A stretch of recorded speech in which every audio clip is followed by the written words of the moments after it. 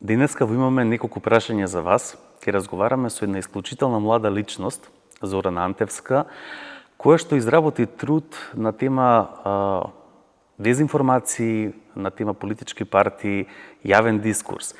Ке разговараме за неколку интересни теми, посебно за младите луѓе, тоа ќе биде како да ги препознаете дезинформациите, кои се политичките актери, кои се некои што сакаат да ви измамат во јавниот дискурс и секако вештачката интелигенција, како таа ќе влијае и дали има излез од сето ова. Останете со нас, следува многу интересно и многу забавно интервју. Пред се би сакала да ви посакам едно топло добре дојде на правниот факултет, од каде што всушност и целата идеја за мојата магистарска теза поттикна.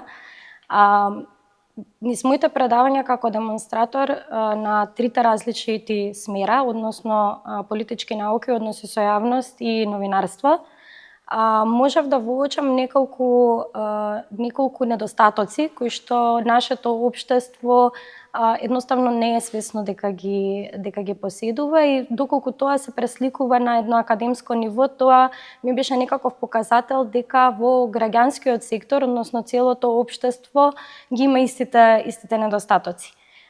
Пред се забележав дека дури понекогаш и самите студенти не ја прават разликата помеѓу тоа што значи односи со јавност, а што значи новинарството како професија, и многу често знам да слушнам дека новинарството е една отворена професија, меѓутоа многу често самите студенти знаат да си кажат ако не ни успее во едното, ќе ни успее во другото, и за жал ситуацијата во нашето општество всушност тоа го покажува дека ние тоа можеме навистина да го направиме, без да ја направиме разликата дека всушност медиумите се оние кои што треба да бидат коректори на владините политики, а најчесто комуникаторите, односно пиарот е насочен кон владините институции во нашата држава.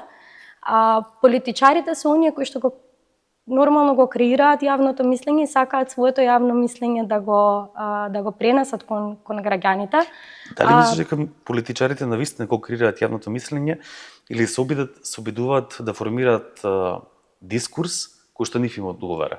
Нормално дека е дискурс кој што на нив им одговара, тоа е всушност една од функциите на политичарите, нели, ако погледнеме од една идеолошка перспектива, самата идеологија вели дека различните наративи и различните работи кои што нам ни одговараат во моментот треба да ги пласираме во јавноста, и токму затоа тука постојат и пиар тимовите кои што им помагаат на политичарите сето тоа да звучи нели поатрактивно кај самата јавност. Медиумите од другата страна треба да бидат оние кои што ќе бидат корективот на целата представа и кои што секогаш ќе гледаат позадината. Она кое што исто така го забележав и беше огромен мотив е дека во последните години, би рекла повеќе од 10 години, кај нас за жал медиумите, особено традиционалните медиуми, стана еден пасивен гледател на она кое што се случува во политиката и стана само нем следач кој што постојано пренесува нели едната и другата страна на политиката без да даде некој свој собствен наратив и своје собствено мислење или анализа, и тоа мислам дека до некаде беше и дополнителен мотив за пишувањето на самата теза. И на крајот се сведува на тоа дека кај нас дури ни самите политичари, дури ни самите институции, а камоли пак граѓанското општество не ја прави разликата помеѓу тоа што е политички маркетинг, што е политичка комуникација и од другата страна што е воопшто кризна комуникација. За жал, многу од работите кај нас кои што представуваат политичка комуникација се третираат како политички маркетинг. А политичкиот маркетинг секогаш ќе зависи нели во однос на страните кои што се засегнати од една одредена ситуација, и токму тоа го поттикнува уште поголемото поларизирање на политичките случувања. Во истражувањето забележав имаш два интересни примери околу кризни ситуации, настапување на пиар комуникации на политичките партии и политичките актери. Едниот е како беше комунициран преиспанскиот договор, второ беше како беше комунициран францускиот предлог на Макрон за отпочнување на преговори, нели, затворање на поглавието со кое што би требаше Македонија да почне конечно преговори. Може ли малку за тоа да поразговараме? Како го гледаш ти тоа низ научен аспект? Така, јас мислам дека овие работи се многу интересни затоа што јавноста не може да ја забележи вистинската разлика во пристапот пред се и на медиумите, меѓутоа понатаму и на пиар тимовите кои што беа засегнати од двете случувања. Според мене и според истражувањето кое што го направив, затоа што истражувањето се правеше помеѓу триадата политичари, новинари и пиар комуникатори кои што работели или се уште работат во владините институции. Дури и самите тие ја забележуваат разликата, меѓутоа нели далеку од очите на јавноста. Треба да направиме една голема разлика помеѓу реактивните и проактивните мерки. Она кое што можеше да се забележи во Преспанскиот договор, иако не го гледаме и не го следиме нели конечниот резултат и која беше одзивот на јавноста за конечниот резултат, туку за самата техника на која што владините институции во тој момент ги поставува комуникациите, можеше да се забележи многу голема проактивност, односно дека самите институции беа свесни за наративот кој што го поставуваа. Нивната проактивност се должеше на тоа што тие ја поставија јасната порака и јасната цел што ние треба да очекуваме нели по потпишувањето на Преспанскиот договор. Така што јавноста можеше да се води од почетната до крајната точка. Меѓутоа многу голем удел тука играше и самата меѓународна средина во која што се одвиваше целата оваа работа, заради тоа што тогаш според мене и самата меѓународна сфера беше доста проактивна да ја убеди јавноста со нели поставување на една цел, јасна цел, како и зошто го правиме сето ова. И можеше да се забележи според интервјуата дека има всушност огромни тимови позади целата комуникација со јавноста кои што следеа и одлучуваа како сето тоа ќе се комуницира. Медиумите игра интересна улога, бидејќи медиумите секогаш за вакви теми се генерално поларизирани. Меѓутоа на медиумите, бидејќи самите владини институции даваа одредена порака, на нив не им остануваше многу простор за манипулација со јавното мислење. За разлика од францускиот предлог, каде што ние немавме јасна визија и јасна цел, немавме јасна порака, самите институции и не можеме да очекуваме дека доколку институциите не ја постават таа цел, дека јавноста сама ќе ја пронајде. Се случи огромно недоразбирање каде што никој всушност мислам дека не ја знаеше реалната која треба да ни биде реалната цел од дебатата.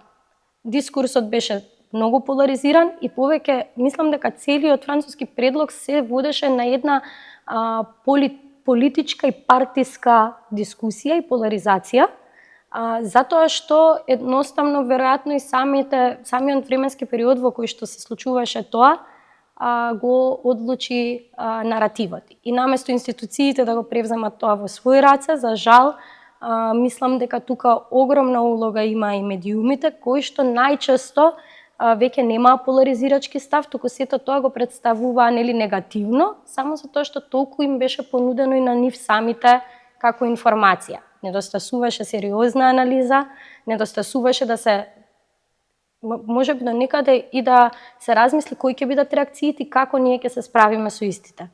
За Преспанскиот договор ние имавме можеби некаков план како да се справиме со реакциите на јавност и затоа сметам дека сето тоа многу полесно беше прифатено од јавноста, иако можеме да забележиме дискурс во кој што се уште дел од јавноста не го прифаќа тоа, меѓутоа знаеме за што дискутираме. Кога веќе разговараме за екосферите на влијание, нели, поготово оваа тријада која што ја спомна, која што е многу интересна и како имаш наблюдувано низ научен аспект. Да се префрлиме малку на она баш што го спомна ти врамување на информациите. Каде ја гледаш најголемата опасност тука? И од кого? Така, пред се нешто што беше доста интересно при истражувањето беше реализацијата дека треба да се направи огромна разлика помеѓу тоа што е теоријата, а тоа што е праксата, односно кои се вистинските стратегии кои што кај нас се употребуваат при врамување на политичките конфликти. Иако во целата магистарска теза се зборува за политички конфликт, сепак тука се работи и за политички спорови кои што длабоко не засегнуваат. Она кое што можем да го кажеме дека пред се имавме развој односно најстрашното нешто во нашата екосфера е што постојано имаме развој на дискурс кој што ни не принудува на поларизираност. Постојано се повикуваме на неколку аспекти кои што можеби на нас веќе ни се станати секојдневие, а не ја сваќаме реалната тежина на истите. Најчесто тоа е повикувањето на историската меморија и на историскиот континуитет, затоа што знаеме дека кога ќе кажеме тешка информација на јавноста, многу полесно јавноста ќе ја прими доколку има некаков историски континуитет. Самото тоа што ние се повикуваме на историскиот континуитет, најчесто будиме наративи на себевиктимизација и наративи на жртва. Тие наративи најчесто се пренесуваат преку аспектот на ние спроти тие, односно кој ќе биде штетата доколку ние пробаме да најдеме некаков компромис со другата страна, односно со нив. Ваквите наративи не мора да бидат употребувани само за конфликти. Имаше пример, например, и за бегалските кризи, каде што ние се осеќаме загрозено од тие кои што ќе ни пристапат. Меѓутоа, тука се јавува кај јавноста оној момент каде што чувствува потреба да гради наратив на отпор. И токму поради тоа многу од политичките партии, без разлика во било каква комуникација со јавноста, го гради тој наратив на отпорност кон влијанијата, без разлика дали доаѓаат од внатрешноста или од надворешноста. И сето тоа го буди оној момент на културни вредности, традиција и така натаму, каде што ние се повикуваме дека ова е наше и ние имаме страв дека сето тоа ќе ни биде земено. И мислам дека константното употребување на сите овие наративи заедно го прави всушност најголемиот проблем. Моето мислење е дека всушност јавноста добива искривена перцепција за всушност она кое што е реално. Ме потекна да размислам на една претходна дебата со мои пријатели, во која што имавме интерна констатација дека точно таа виктимизација, само виктимизација, е вткаена длабоко во социјалниот наратив на македонците. Ако погледнеш околу нас културолошки песни, раскази, со маки сум се родила, со маки ќе умрам, црвеното и црното, тешкото, национално оро и така натаму. Постои цело време еден наратив само програмирање, во кое што ние постојано очекуваме дека нешто со тешко мора да се случи, дека нешто со маки мора да се случи, дека ние сме постојано некакви жртви. Како ти тоа го детектираш во анализите? И точно тоа што го спомна околу злоупотребата на тој всаден менталитет на постојана жртва при политичката комуникација. Така, пред се тоа може да се забележи дури на индивидуално ниво. При работата со студенти можеш да забележиш дека иако зборуваме за млади луѓе кои што нели треба да бидат највозбудени за животот кој што доаѓа, секогаш го имаме менталитетот дека на нас ни е нешто тешко и дека на нас ни е нешто одземено или дека треба да се плашиме дека тоа би ни се случило.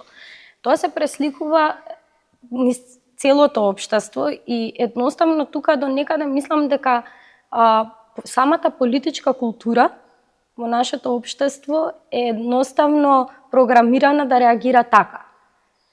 Мислам дека не можеме да очекуваме дека младите луѓе ќе реагираат поинаку доколку генерации и генерации претходно сме го граделе ние тој наратив.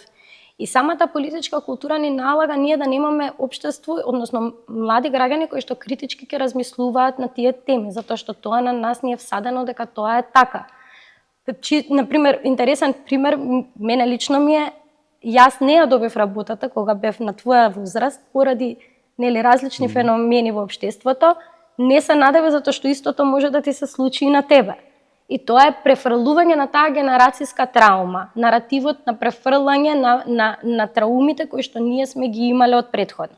Истото тоа се пресликува и во политичка смисла. Секогаш се плашиме дека следниот пат ќе го има истиот исход како и претходниот. И тука мислам дека самите комуникации веќе не можат да играат голема улога доколку ние не ги смениме целосно како ги комуницираме работите, како ги представуваме работите, колку сме транспарентни за всушност истите да се сменат. Имам некоја слика дека ние всушност не сакаме да бидеме транспарентни, не сакаме да промениме како општеството размислува на овие теми. Имаш ли чувство дека дури кога имало обеди на комуникацијски тимови, без разлика дали тоа се владини или надворешни пиар експерти, консултантски компании и слично, да наметате каков тип на отвореност и отворење на податоците на владините институции, дека тоа знае да се злоупотреби или да се преврти приказната во спортивна насока и на тој начин веќе следната генерација да рече, окей, погледнете овие, ако беа отворени што им се случи, тогаш јас повторно ќе се затворам. Мислам дека самото тоа што укажува на сето ова е колку млади стануваат се поконзервативни. Иако нели секој од нас има индивидуално право да си избира нели каде ќе се најде на онаа оска, меѓутоа за жал мислам дека дури и меѓународната комуникација која што сме имале во ек на политичките конфликти многу често била еднонасочна.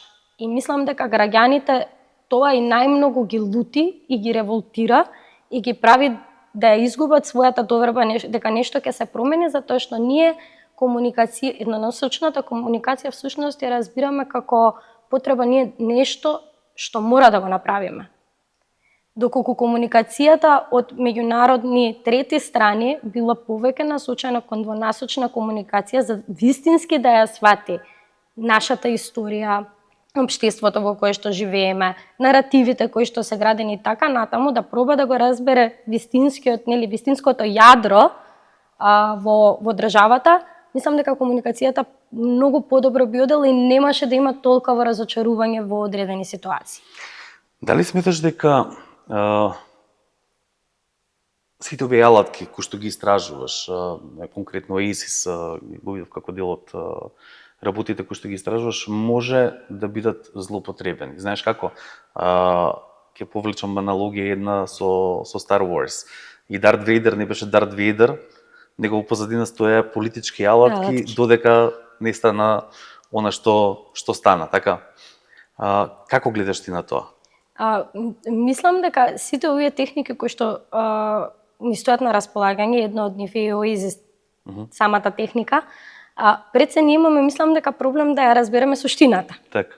Затоа што кај нас, нели, кога ќе речеме objectives, мислиме на зацртување на некои одредени цели и нели кои се чекорите кои што ние... Но дали имаат етичка суштина? Дали имаат етичка суштина самите тие цели кои што ние ги поставуваме? Многу често мислам дека дури и се маскираат за јавноста, за сето тоа да изгледа многу привлечност, а всушност суштината е далеку од етичка.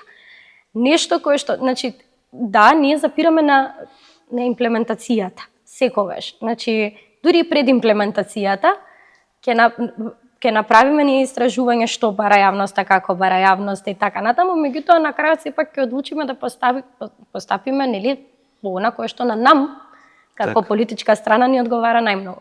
Токму затоа мислам дека изостанува и евалуацијата секогаш, затоа што ние сме свесни дека фидбекот што ќе го добиеме од јавноста ќе биде дека не сме ги исполниле нивните очекувања. Не мислам дека евалуацијата ние не ја правиме само поради фактот што ни е тешко да го направиме тоа, туку затоа што ние воопшто не сакаме да имаме евиденција колку сме разочарале со политиките кои што сме ги направиле.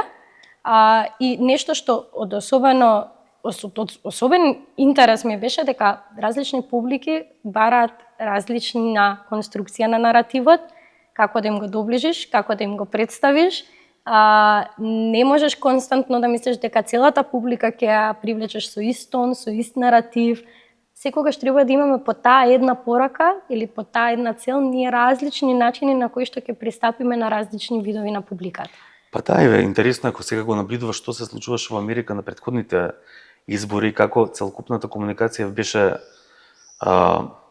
врамена, човек е да се подзамисли малку дали воопшто некогаш во историјата на политичката комуникација сме виделе таков тип на избори, со таков тип на навреди, со таков тип на користење на вербус, на напади, на лажни вести. Меѓутоа, повторно, Така, и таа комуникација доби нешто. Нешто што е најстрашно е, мислам дека тоа што целата тој вид на комуникација станува новото нормално.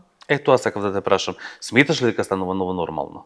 Да, затоа што мислам дека нели има една многу интересна поговорка која што ми е многу драга. Нели ако имаш 5 овци околу тебе, ти веројатноста е голема да видиш 6-тата. Така што ти ќе видиш она со кој што си опколен да го примаш како информација дека нештото е нормално и дека така треба да биде.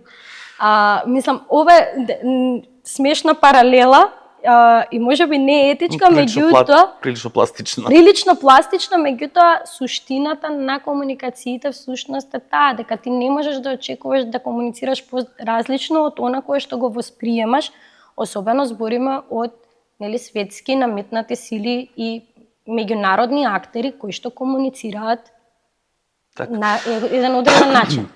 Сметаш ли дека професионалците почнуваат да го прават токму тоа, наместо да ги користат етичките вредности, веќе воспоставени методолошки начини на работа, етичко размислување, дека одат по линија на помал отпор и почнуваат да ги дизајнираат своите комуникации, да ги прилагодуваат за да служат на толпата, а не да ја едуцираат толпата. Да, затоа што сметам дека едукацијата во вакви случаи на ниту еден политичар или политичка страна нема да му одговара. Многу е полесно да ја водиш толпата кога ќе ја одговориш на наративот кој што таа го бара и нема да се спротиставиш на наративот кој што таа го бара и едноставно тука просторот за едукација исчезнува. Особено со сите можни алатки кои што сега на нас како млади луѓе ни стојат на располагање, например вештачката интелигенција ми е најдобар пример за тоа. Самата вештачка интелигенција тебе ти нуди место да се едуцираш повеќе, да ја користиш во ситуации каде што ти наметнуваш всушност и го дохрануваш веќе постоечкото мислење.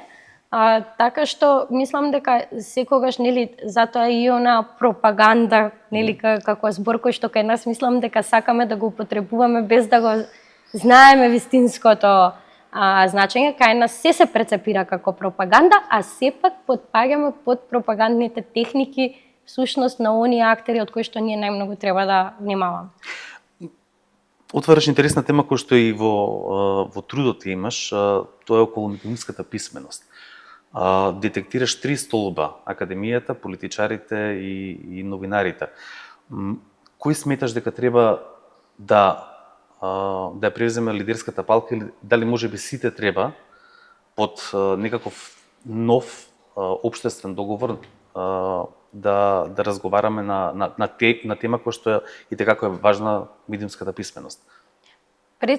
Би рекла дека не може една институција или една страна да ја превземе палката, затоа што на крајот на денот мора да коегзистираат и академијата, и медиумската сфера, и политичката сфера. Она кое што би кажала дека секој од нив има различна улога во општеството.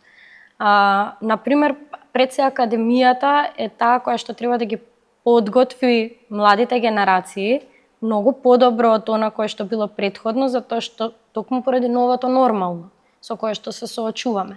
Академијата треба да е тука за подготовка, за давање на добра пракса, како тие млади луѓе да се справат со се што ќе им носи понатаму животот надвор од академските клупи.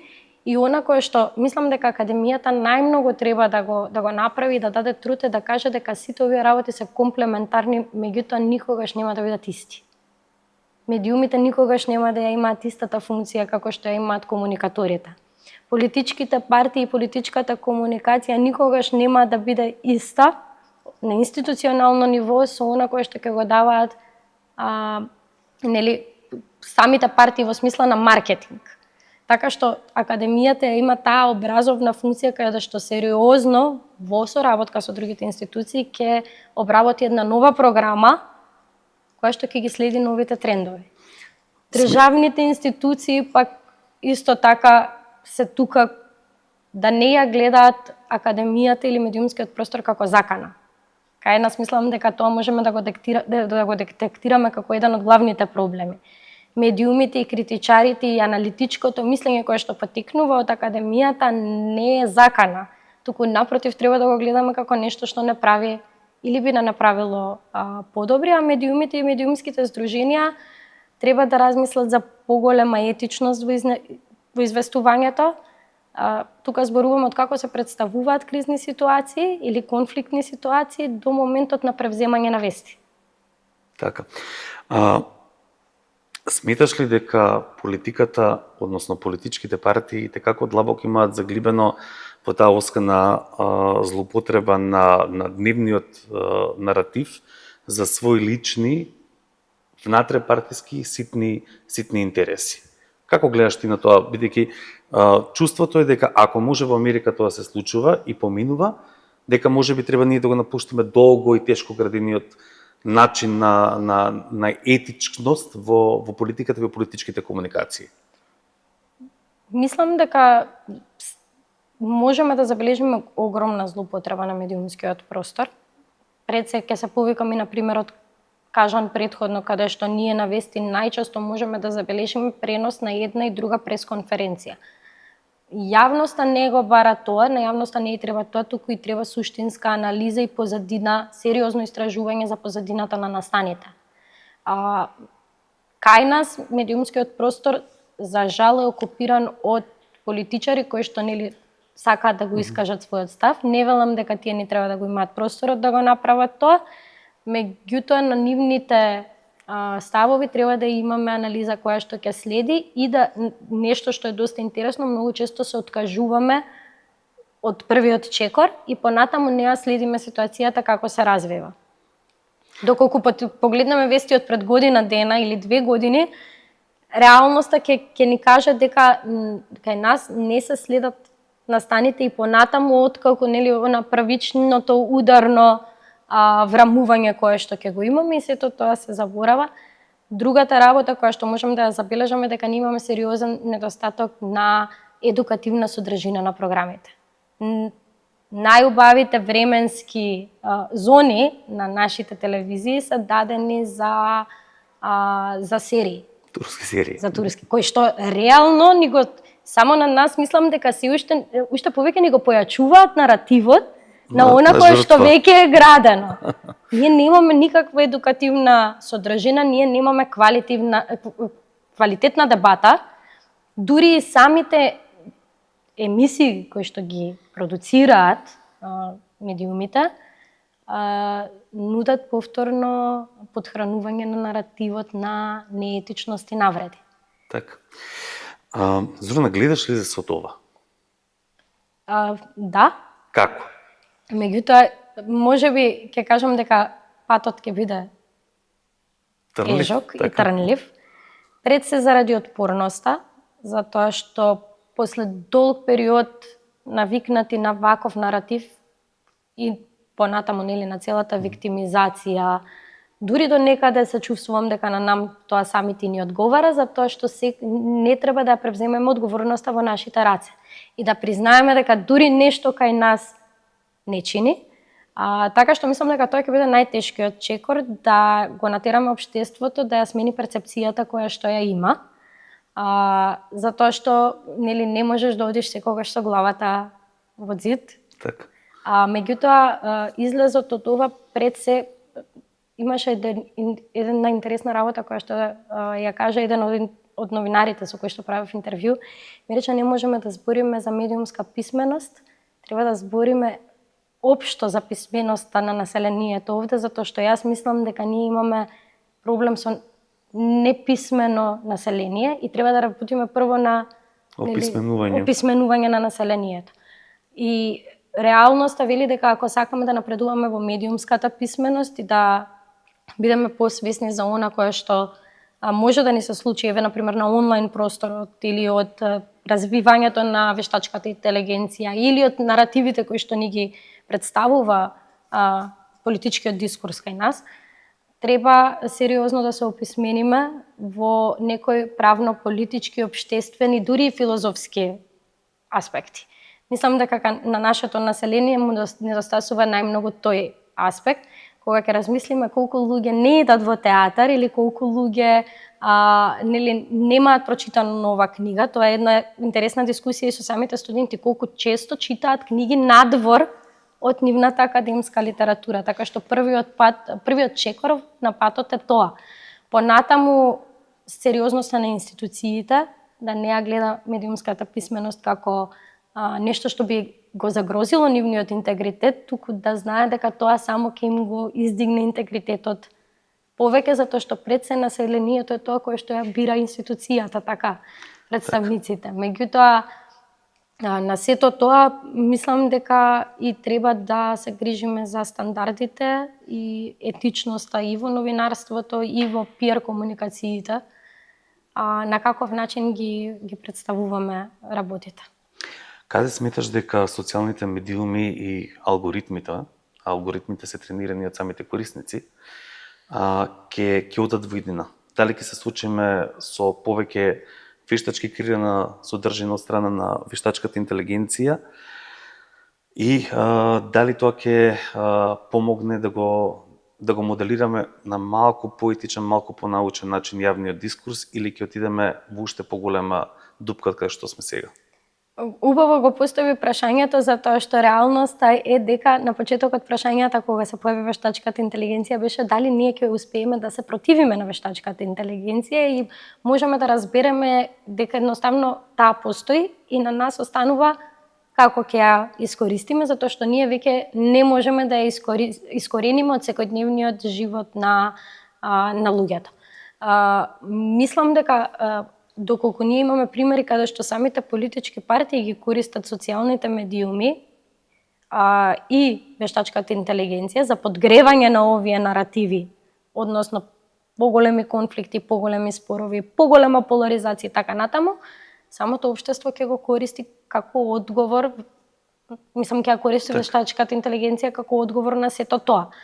Ако граѓаните гледаат пример во институциите, тогаш треба да имаме на институционално ниво како ние ги користиме овие алатки за нешто добро.